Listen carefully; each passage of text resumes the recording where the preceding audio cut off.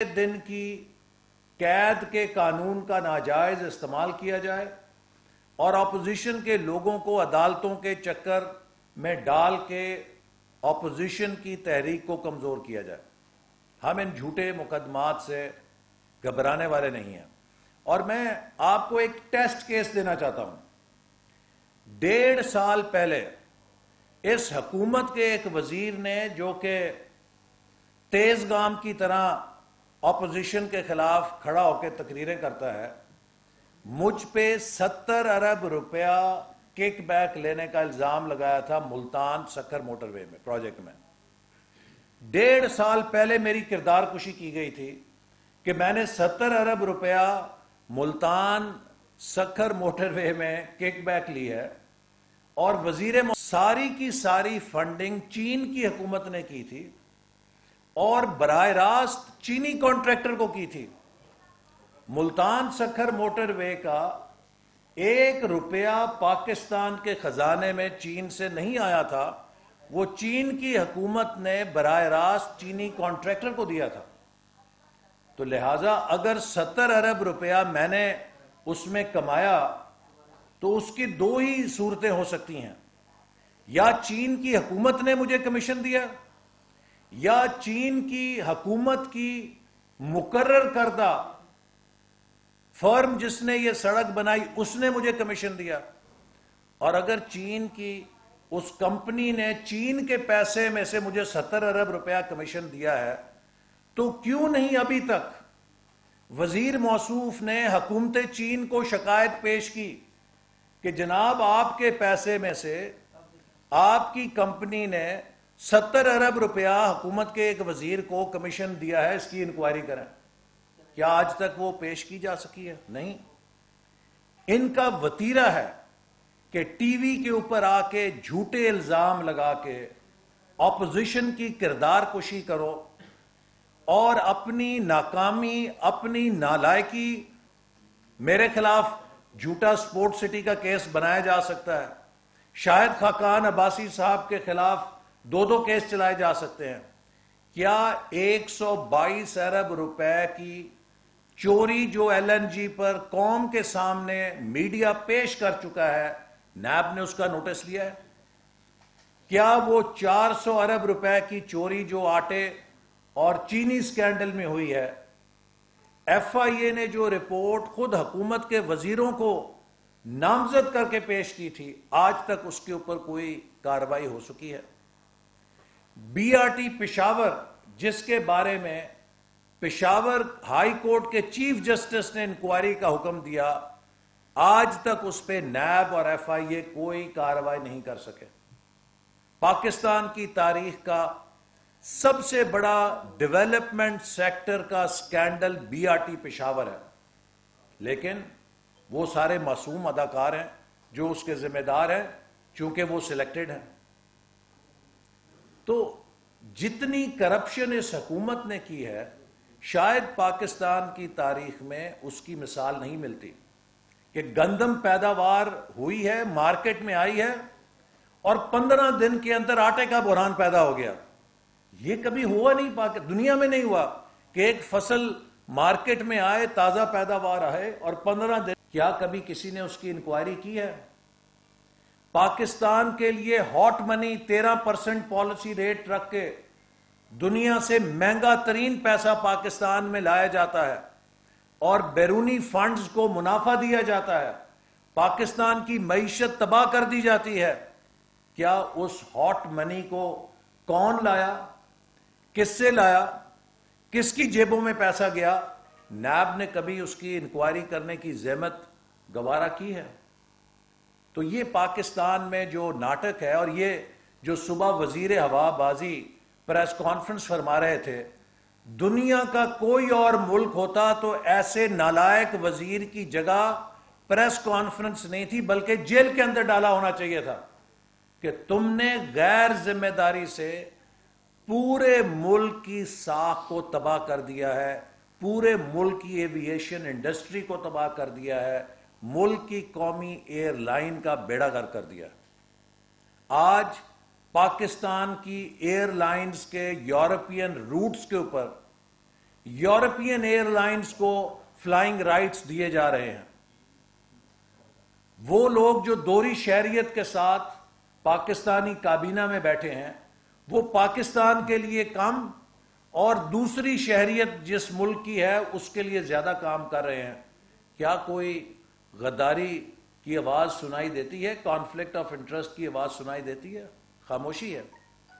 تو وہ عمران صاحب کہ جو دنیا کے سامنے امانت اور دیانت کی خود کو تصویر قرار دیتے ہیں، ان کے ناک کے نیچے، ان کی چھتری کے نیچے جو کرپشن کے مافیاز اربوں روپے بنا رہے ہیں اس کے اوپر کوئی کارروائی نہیں ہوتی، بلکہ عمران صاحب ان کو تحفظ دے رہے ہیں. تو یہ کون سا ایماندار ہے؟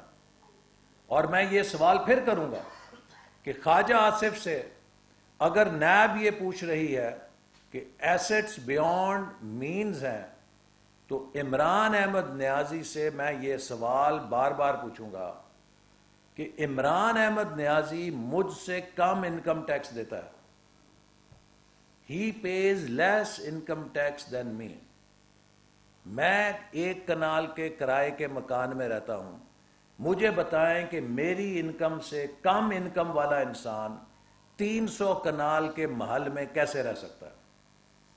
کیا نیب نے کبھی یہ جرت کی ہے یا کر سکتا ہے کہ عمران احمد نیازی صاحب سے پوچھے کہ آپ یہ جو 300 کنال کے محل میں رہتے ہیں تو آپ کی وہ کون سی آمدن ہے جس سے آپ اس کے خرچے پورے کرتے ہیں؟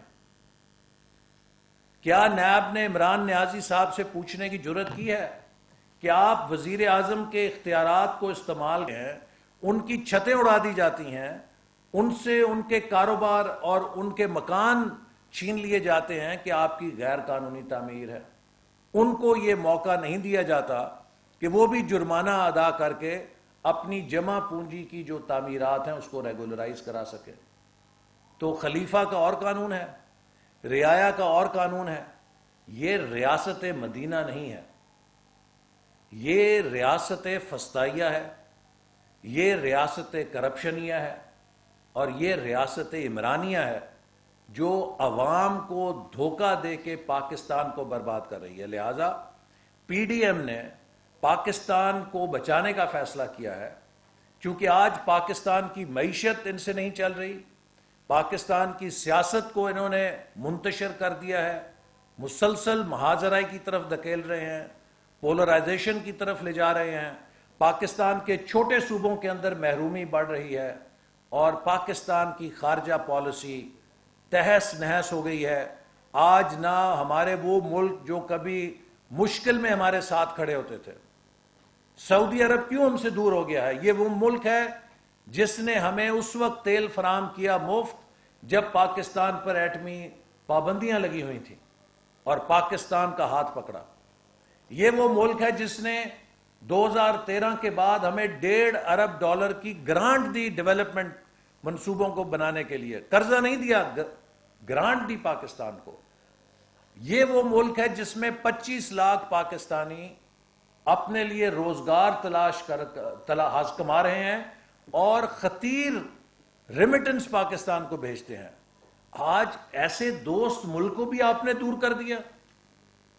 چین کے اوپر آپ جس ملک نے پاکستان پر اتنا بڑا احسان کیا کہ جب $1 کوئی لگانے کے لیے تیار نہیں تھا، اس نے $46 ارب کا خزانہ کھول دیا اور اس میں سے $29 ارب ہم لگا کر گئے. آپ اس کو آج کرپشن کے الزامات دے رہے ہیں.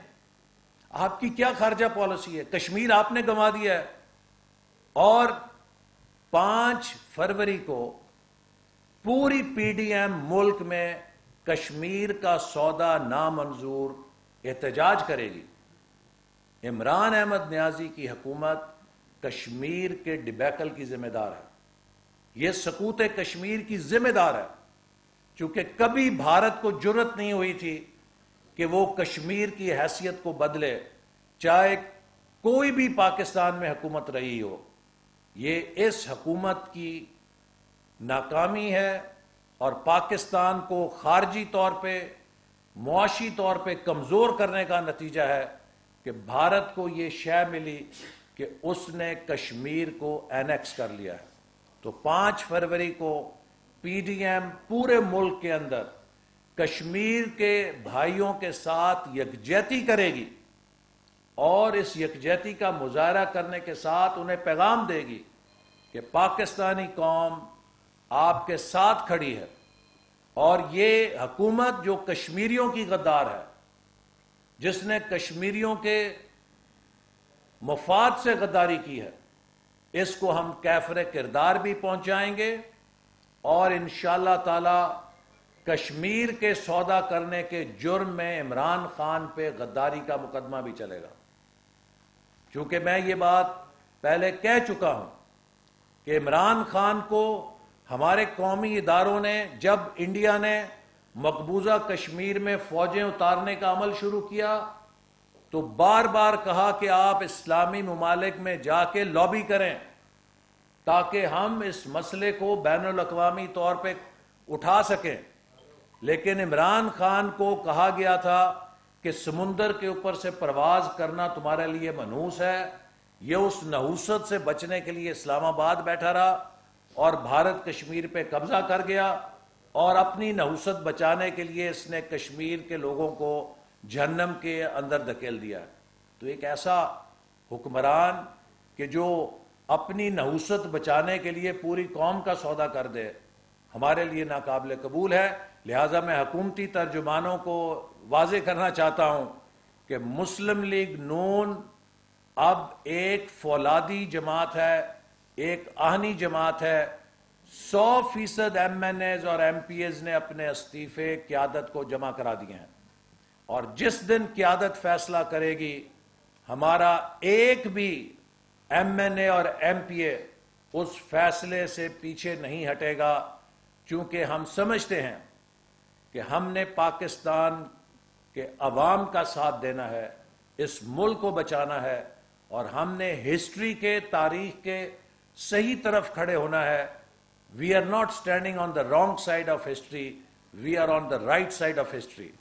اور ہمیں اپنے کامیابی کا اتنا ہی یقین ہے جتنا ہمیں کل سورج کے مشرق سے طلوع ہونے کا. بہت شکریہ. احسن بھائی، آپ نے، ہمیں تو یہ علم نہیں تھا، آپ نے اپنی گفتگو میں کہا کہ پی ڈی ایم کے ٹوٹنے کا خدشہ پیدا ہوا، تو کیا کیسے بچی پی ڈی ایم؟ کیا مسلم نون نے بھی قربانی دی ہوگی؟ خدشہ کیسے پیدا ہوا؟ دیکھیے یہ بڑی پارٹیاں اور چھوٹی پارٹیوں میں کوئی ایشو بنا تھا. چھوٹی پارٹی تک نہیں کہ وہ جیسے تو زرداری صاحب کا جو رویہ تھا تھوڑا سا وہ لچکدار ہے، اس میں جو اکثر مینگل وغیرہ کی سوچ تھی، یہ چھوٹی پارٹی تھی، تو آپ پھر اسکیئر ون پہ چلے جائیں گے. دیکھیے میں نے جو بات کہی کہ تمام حکومتی مشینری نے کل زور لگایا ہوا تھا کہ آج پی ڈی ایم کا دھڑن تختہ ہو جائے گا، لیکن دھڑن تختہ حکومت کی امیدوں کا ہوا. پی ڈی ایم پہلے سے زیادہ مضبوط ہوئی، اور پی ڈی ایم میں تمام فیصلے اتفاق رائے سے ہوتے ہیں. مختلف جماعتوں کی مختلف آرا ہوتی ہیں، ان پر جمہوری انداز میں بحث ہوتی ہے، اور پھر ہم اتفاق رائے سے فیصلے کرتے ہیں. لہٰذا پی ڈی ایم کا کل کا اجلاس پی ڈی ایم کے سفر میں ایک سنگ میل تھا کہ جو ہمارے تحریک کو مزید آگے بڑھانے کا باعث بنا ہے. یہ اتحاد ہر گزرتے دن کے ساتھ مضبوط ہو رہا ہے، اور ہر گزرتا دن اس حکومت کو کمزور کر رہا ہے. اور ہماری کامیابی کا سب سے بڑا ثبوت یہ ہے کہ حکومتی وزیروں اور ترجمانوں کے چہروں پہ 12 بجے ہوئے ہیں. اچھا ایسا صاحب یہ بتائیے کہ نواز شریف صاحب کا جو فروری کے اندر پاسپورٹ کی وہ توسیع ہونی ہے، اس کی جو ہے حکومت نے انکار کر دیا، کہ پھر اس کے بعد ان کا سٹیٹس کیا ہوگا؟ جی دیکھیے یہ آپ نے اچھا سوال کیا ہے. اب آپ کو پتہ لگ گیا ہے کہ حکومت نے نواز شریف صاحب کی واپسی کا جو ناٹک رچایا تھا اس کی حقیقت کیا ہے. جب یہ حکومت نواز شریف صاحب کے پاسپورٹ کی تنسیخ کرے گی تو دراصل ان کے ٹریول کو ناممکن بنا دے گی، اور حکومت یہ چاہتی ہے کہ وہ اپنا علاج مکمل کرانے کے بعد بھی واپس نہ آ سکیں. تو دراصل یہ جو حکومت کہتی ہے کہ ایک طرف کہتی ہے کہ ہم انہیں برطانیہ سے ڈیپورٹ کرانا چاہتے ہیں اور دوسری طرف ان کا ٹریول ڈاکومنٹ ہی کینسل کر رہے ہیں تو یہ تو خود نہیں چاہتے کہ وہ واپس آئیں. ایسے یہ بتائیے گا پلیز کہ جب جمہوریت کی بات ہو رہی ہے اس ٹائم پہ تمام کی تمام اس طرح سے پی ڈی ایم کی جماعتیں آپ کا موقف ہے کہ جمہوریت کو بچانے کے لیے اکٹھی ہوئی ہیں, تو کیا آپ نہیں سمجھتے کہ پاکستان کے اندر سیاسی جماعتوں کے اندر جو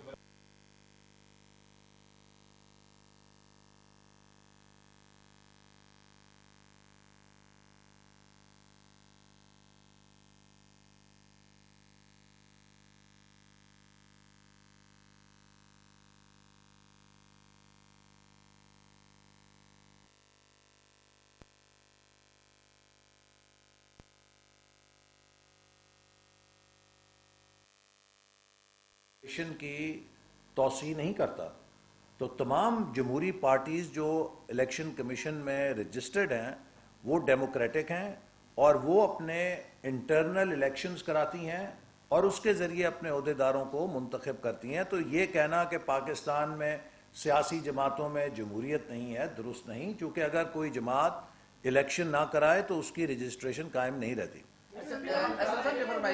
تمام اراکین کے استعفے جو ہے نا ہمارے پاس آ گئے ہیں اور اراکین اب پیچھے نہیں ہٹیں گے, لیکن معاملہ کچھ ایسا دکھائی دیتا ہے کہ اراکین تو اپنی موقع سے پیچھے نہیں ہٹے, قیادتیں جو ہیں ان کے پیچھے ہٹنے کا پیپلز پارٹی کا اس طرح کا تعصب پیدا ہو گیا ہے کہ قیادت اپنے موقف سے اپنے فیصلے سے پیچھے ہٹے. دیکھیے اس بارے میں خود چیئرمین پاکستان پیپلز پارٹی واضح کر چکے ہیں کہ جو بھی پی ڈی ایم کے پلیٹ فارم پہ فیصلہ ہوگا پیپلز پارٹی اور دیگر جماعتیں اس کو پوری طرح کمپلائی کریں گی.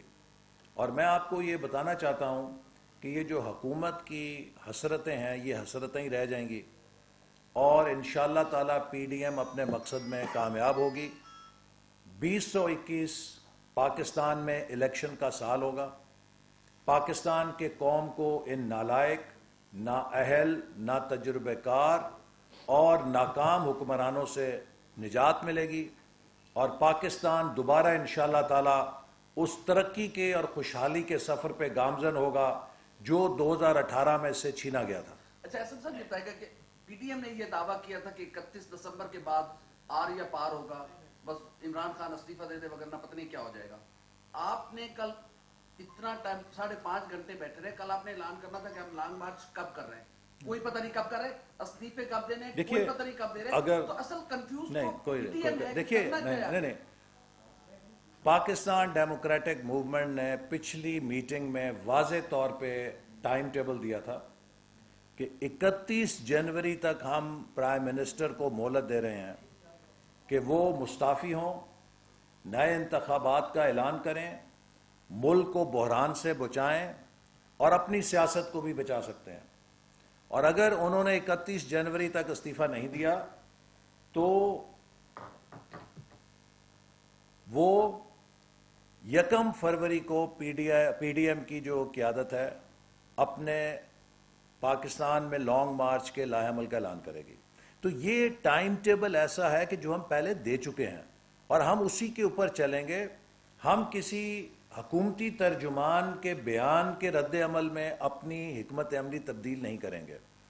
31 جنوری تک اگر استعفیٰ نہیں آیا تو 1 فروری کو پی ڈی ایم کی قیادت بیٹھے گی اور وہ لانگ مارچ کے ٹائم, طریقہ کار, اس کی ڈیسٹینیشن کا تعین کر کے اس کا اعلان کرے گی. اور میں مذمت کرنا چاہتا ہوں, مجھے ابھی پتہ چلا ہے کہ ایک نوجوان کا قتل بھی اسلام آباد میں ہوا ہے. ایسے واقعات کی جو ہم بالکل مذمت کرتے ہیں اور یہ حکومت شہریوں کو تحفظ دینے میں مکمل ناکام ہے. نہ صرف یہ کہ شہری تحفظ نہیں حاصل کر رہے بلکہ دہشت گردوں کو چھٹی مل گئی ہے. اور اس کی بڑی وجہ یہ ہے کہ ہمارے دور میں پاکستان کا ایک مایہ ناز سیکیورٹی کا ادارہ جس کو انٹیلیجنس بیورو کہتے ہیں, جس پر ہماری حکومت نے بہت وسائل خرچ کر کے اس کی صلاحیت کو بڑھایا تھا تاکہ وہ دہشت گردی کا مقابلہ کرے. اور اس انٹیلیجنس بیورو نے کراچی میں امن قائم کرنے کے لیے بہت گراں قدر خدمات سر انجام دیں. میں ان کو ریکارڈ پہ لانا چاہتا ہوں. اسی طرح ملک کے دوسرے حصوں میں بھی دہشت گردی کے خلاف جو ہمارے سیکیورٹی کے دوسرے ادارے ہیں ان کے شانہ بشانہ انٹیلیجنس بیورو نے بہت ملک کے لیے گراں قدر خدمات سر انجام دی. بدقسمتی یہ ہے کہ اس حکومت نے انٹیلیجنس بیورو کو بجائے دہشت گردی کا پیچھا کرنے کے سیاسی مخالفین کا پیچھا کرنے پہ لگا دیا ہے. یہ اس قومی ادارے کے کردار کو تبدیل کر رہے ہیں, اس کو متنازع کر رہے ہیں. نہ صرف انٹیلیجنس بیورو کو یہ پولیٹیسائز کر رہے ہیں بلکہ اسلام آباد پولیس لائن میں جو پرائم منسٹر نے تقریر کی اور جو گلگت میں پاک فوج کی تقریب میں پرائم منسٹر نے تقریر کی, اس سے واضح طور پہ لگتا ہے کہ یہ پاکستان کے سیکیورٹی اداروں کو پولیٹیسائز کرنا چاہتے ہیں, جیسے ہٹلر نے جرمنی کی فوج اور جرمنی کی پولیس کو پولیٹیسائز کر کے ون پارٹی سٹیٹ قائم کی تھی. ہم اس پالیسی کے خلاف ہیں. پاکستان کے سیکیورٹی کے اداروں کو پولیٹیسائز نہیں ہونے دیں گے, کیونکہ اگر یہ ادارے متنازع ہو گئے تو اس سے پاکستان کا دفاع کمپرومائز ہوگا. اور عمران خان بار بار ہمارے سیکیورٹی کے اداروں میں جا جا کر اپوزیشن کی کردار کشی کر رہے ہیں, وہاں پر سیاسی تقریریں کر رہے ہیں اور ان اداروں کے غیر جانبدار تشخص کو مجروح کرنے کی کوشش کر رہے ہیں. ہم اس کی بھی شدید مذمت کرتے ہیں. اچھا ایسا صاحب یہ بتا دیں کہ پیپلز پارٹی کے اندر اور آصف زرداری کی جانب سے یہ کہا گیا کہ ہم فوراً اگر الیکشن کی طرف جاتے ہیں, استعفے دیتے ہیں تو نون لیگ پنجاب میں مضبوط ہے, یہ زیادہ فائدہ لے جائیں گے. کیا پیپلز پارٹی کو کوئی نون لیگ سے کوئی ڈر ہے؟ اس وقت کسی کو کسی سے کوئی ڈر نہیں ہے. ہم سب پاکستان میں آئین کی بالادستی پہ یقین رکھتے ہیں اور اس کو یقینی بنانا چاہتے ہیں. اگر پاکستان کا آئین مضبوط ہوگا, پاکستان میں قانون کی حکمرانی ہوگی, تو پھر کسی کو کسی سے ڈر نہیں ہوگا. ہر کوئی اپنا کردار ادا کر سکتا ہے. لیکن اگر خدا نہ خواستہ آئین کمپرومائز ہو گیا, قانون کی حکمرانی کمپرومائز ہو گئی, تو پھر پاکستان کے 22 کروڑ عوام میں کوئی بھی محفوظ نہیں ہے اور کسی کا بھی اسی طرح کا انجام ہو سکتا ہے جیسے 21 سال کے نوجوان کا اسلام آباد کے اندر ہو گیا. عمران خان بھی 2021 کا ہٹلر ہے یا موجودہ دور کا ہٹلر ہے؟ آپ نے ہٹلر سے مثال دی. دیکھیے, عمران خان ٹرمپ جونیئر ہے. امریکہ نے اپنے ٹرمپ سے نجات حاصل کر لی ہے, اب پاکستان نے اپنے ٹرمپ سے نجات حاصل کرنی ہے.